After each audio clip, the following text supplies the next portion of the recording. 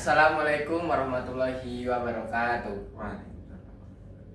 Kembali lagi dengan saya Mufaisal Nur Aslam. Saya sebagai moderator yang akan mewawancarai dengan Bapak siapa?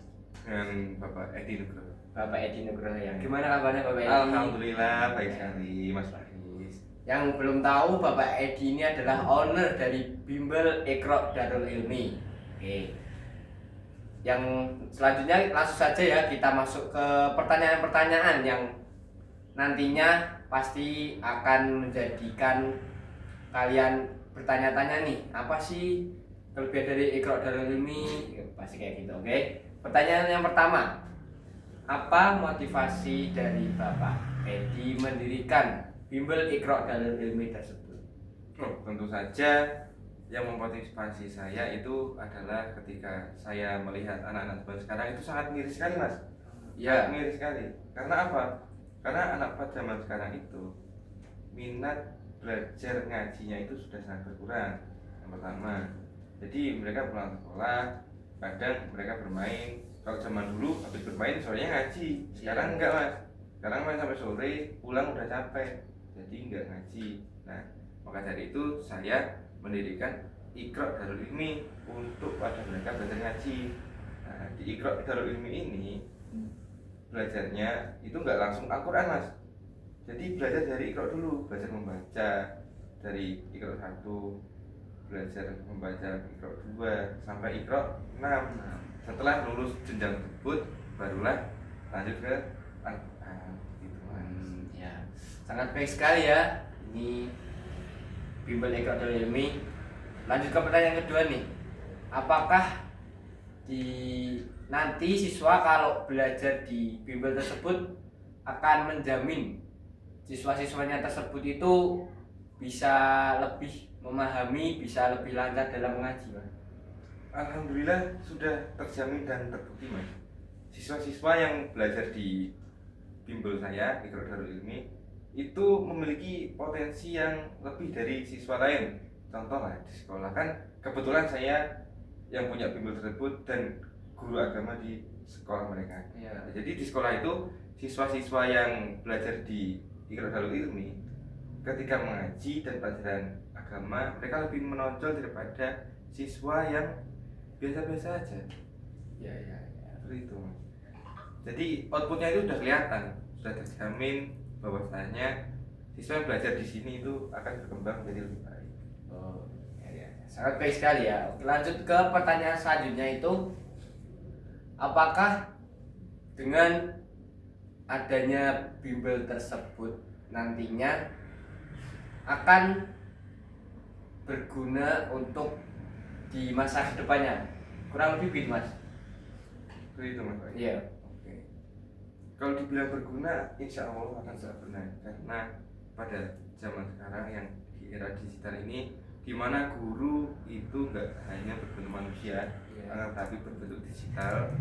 Nah, pada masa depan, ya harapan kita semuanya itu semoga anak-anak yang belajar di bimbel ini bisa berkembang dan bermanfaat untuk masa depan, di mana mereka bisa berproses dan berkembang sesuai zaman mereka ke depannya.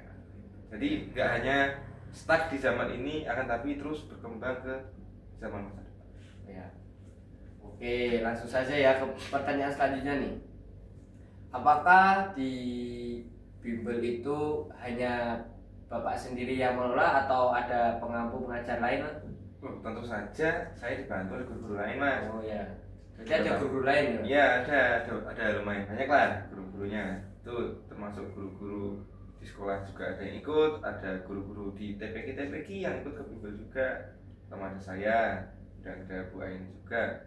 Ada Bapak Alpin, ada Bapak Kohan, Bapak Arjun dan guru-guru yang lainnya itu semua ikut membantu mengajar. Dan pastinya mereka juga memiliki keahlian dan dalam bidang masing-masing. Ada yang pinter sejarah nih gurunya, ada pinter sejarah, ada yang pinter fisika, ada yang pinter olahraga. Itu jadi semuanya mengajar siswa yang belajar di Sangat baik sekali ya. Jadi setiap guru itu sudah pada kemampuannya untuk mengajar itu. Jadi udah benar-benar sangat Ya, setiap guru sudah memiliki kompetensinya masing-masing. Ya. Jadi siswa yang mau belajar sini nggak perlu khawatir, mereka nggak mendapatkan ilmu yang mereka cari di luar sana. sangat-sangat baik sekali ini bimbel. Nah, pertanyaan selanjutnya nih, untuk sarana dan prasarananya nih, apakah sudah sangat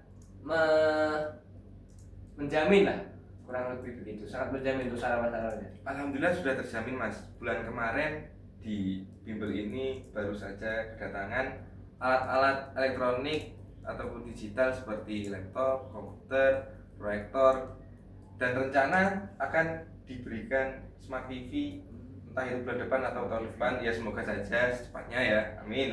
Amin, amin.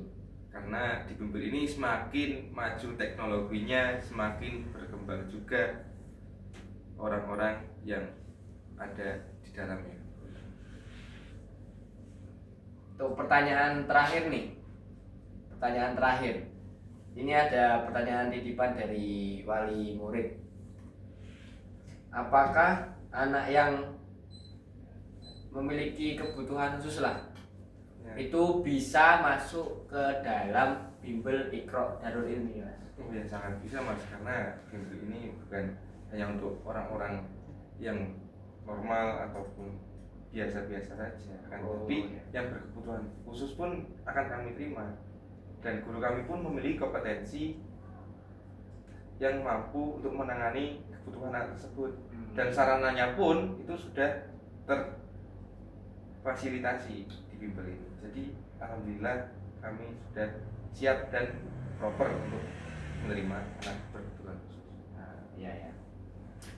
Jadi itu tadi kurang lebih kita ngobrol-ngobrol sama owner dari bimbel Iqra Darul Ilmi.